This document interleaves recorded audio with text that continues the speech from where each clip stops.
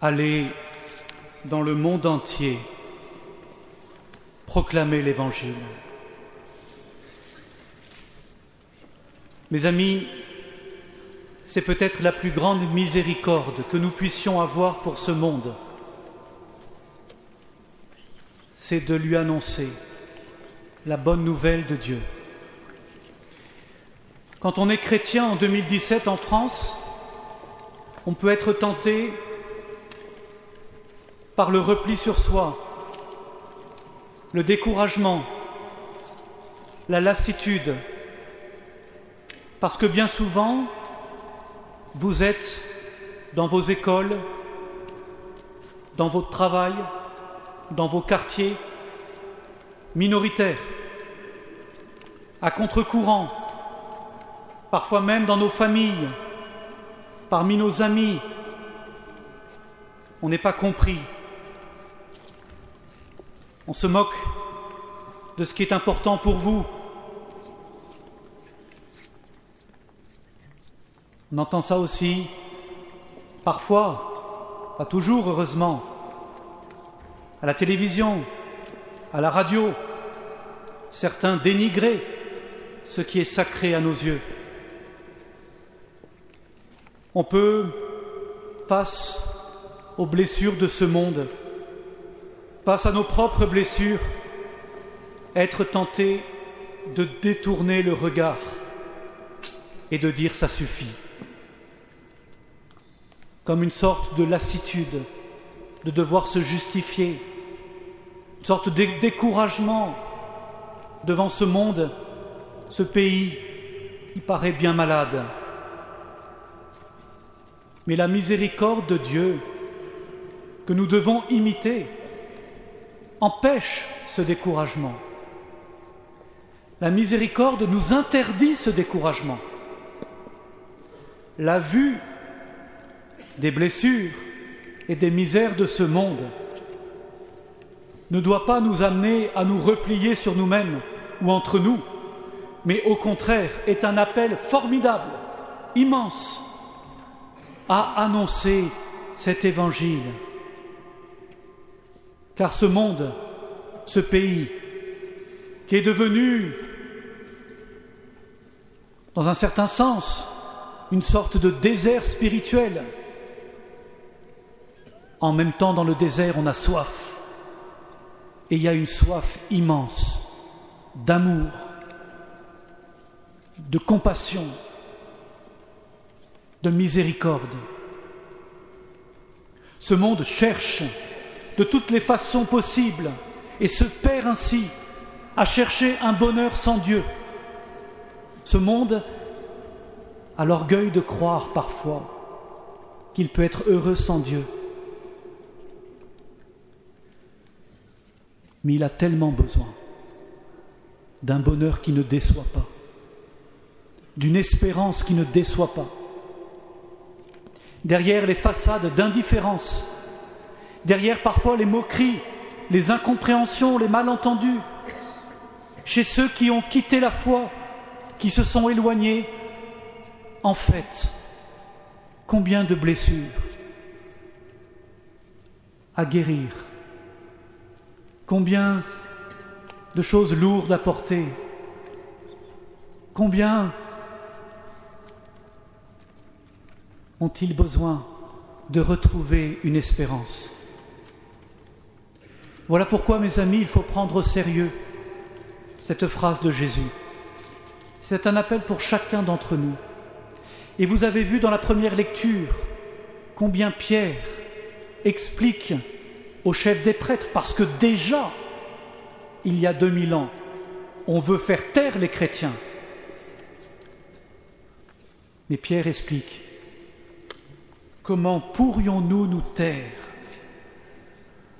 avec ce que nous avons vu et entendu? Comment pourrions-nous nous taire? Un chrétien ne peut pas se taire. Oh, on fait tout pour nous expliquer que le christianisme, que la religion, que la foi, c'est une affaire qui doit rester strictement privée.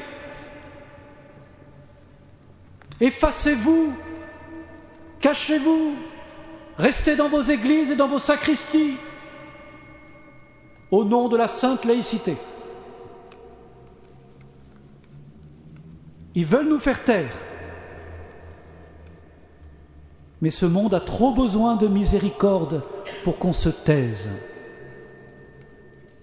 Quand on a vu et entendu ce que Jésus a fait pour nous, alors il nous faut parler. Oh, ça ne veut pas dire faire la morale. Il n'y a rien de plus pénible que les amis moralisants. Ça ne veut pas dire imposer quoi que ce soit aux autres. L'amour laisse libre. L'amour s'adresse à la liberté de chacun. Mais ça veut dire simplement, humblement, joyeusement, témoigner, dire, partager ce qui nous fait vivre. Dès lundi, en allant au travail, en retrouvant vos voisins, vous pourrez raconter ce que vous avez vécu ici. Personne ne se sentira outragé, forcé dans sa liberté. Non. On est des pauvres qui parlons à d'autres pauvres. Le chrétien, il n'est pas meilleur que les autres. La seule différence, c'est qu'il se sait aimer. Il connaît celui qui nous a aimés jusqu'au bout et qui peut nous sauver. Voilà pourquoi ce n'est pas du haut d'un piédestal que nous allons témoigner auprès de nos frères et sœurs. Non.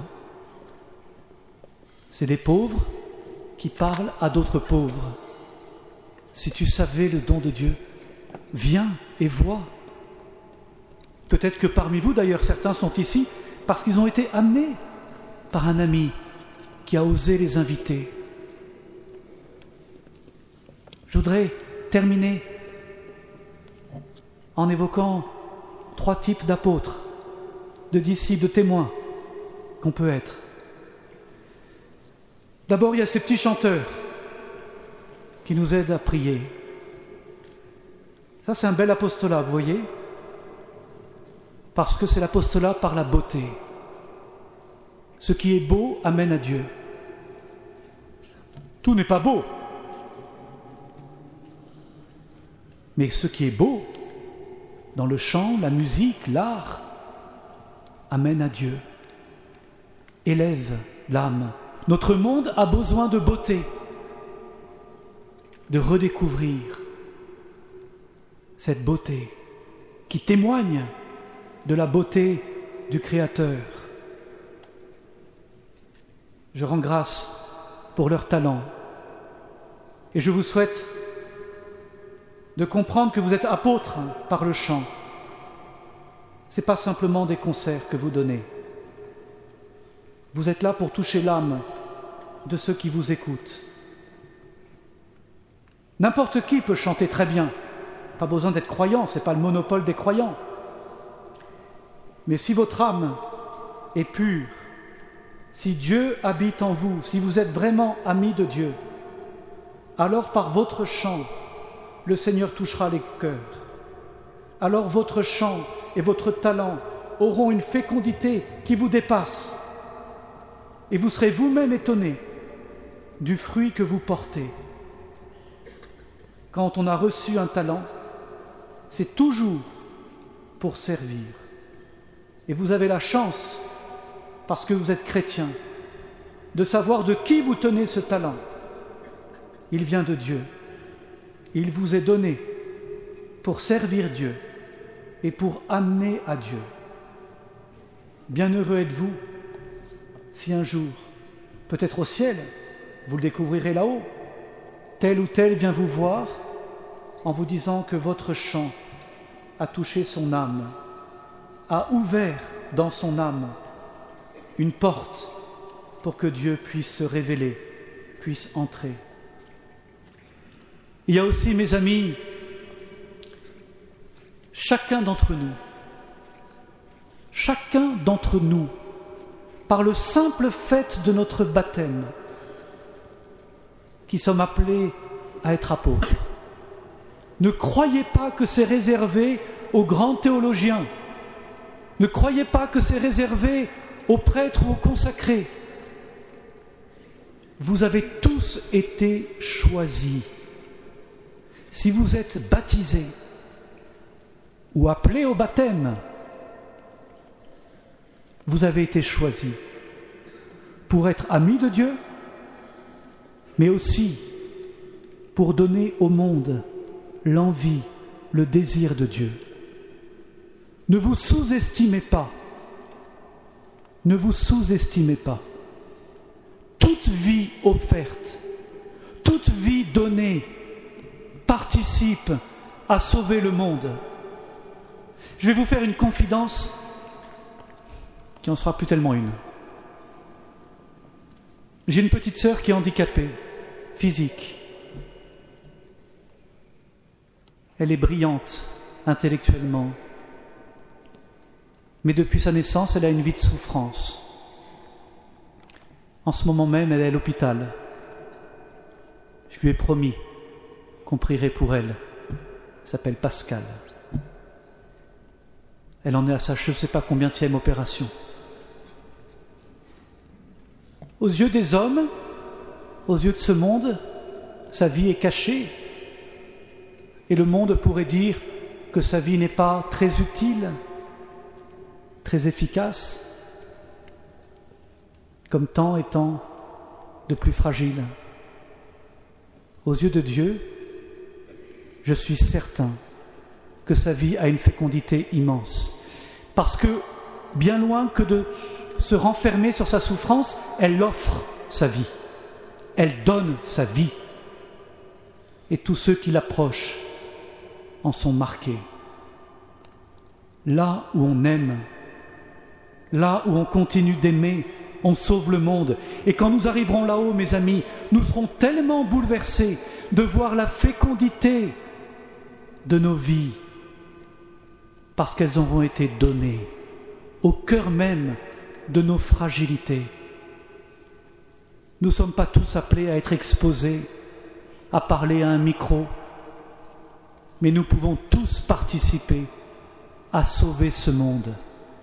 Dès lors que là où nous sommes, là où Dieu nous a mis, nous continuons d'aimer, de servir et de prier. Aucune vie est inutile.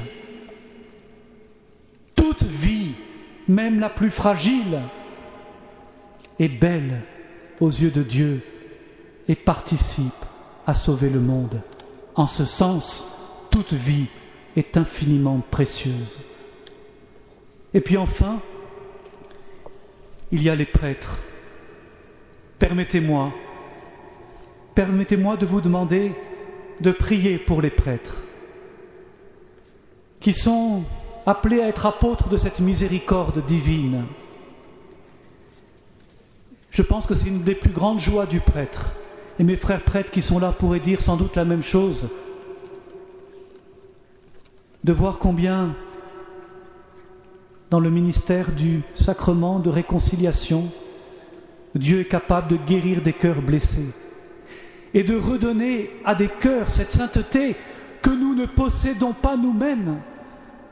Voilà le mystère du prêtre.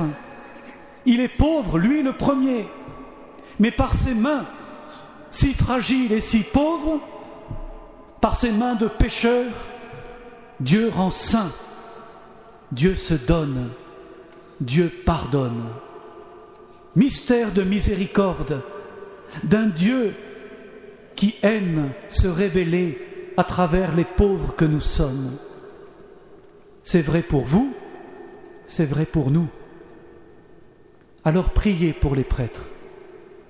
Priez pour qu'ils restent, malgré leurs limites, malgré leur fragilité, d'humbles et fidèles serviteurs de la miséricorde de Dieu, inlassablement, malgré fatigue et contradiction,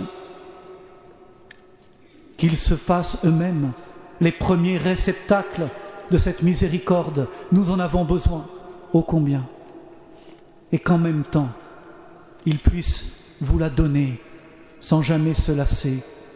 Priez, mes amis, pour qu'il y ait des prêtres demain et après-demain, pour donner cette miséricorde à vos enfants et à vos petits-enfants. Priez pour qu'il y ait des prêtres parmi eux. Priez pour qu'il y ait des prêtres parmi vous. Priez pour qu'il y ait des prêtres dont ce monde a besoin. Des prêtres qui sont des pauvres, mais des prêtres qui, au cœur, avec leur pauvreté, de leur mieux, vous donnent rien de moins que Dieu lui-même. Que le Seigneur nous encourage les uns les autres, avec ce que nous sommes, avec nos limites et notre générosité, à être apôtres de la miséricorde. Dieu aime faire de grandes choses à travers les pauvres et les petits que nous sommes. Dieu veut sauver ce monde à travers vous et la miséricorde dont vous témoignerez. Amen.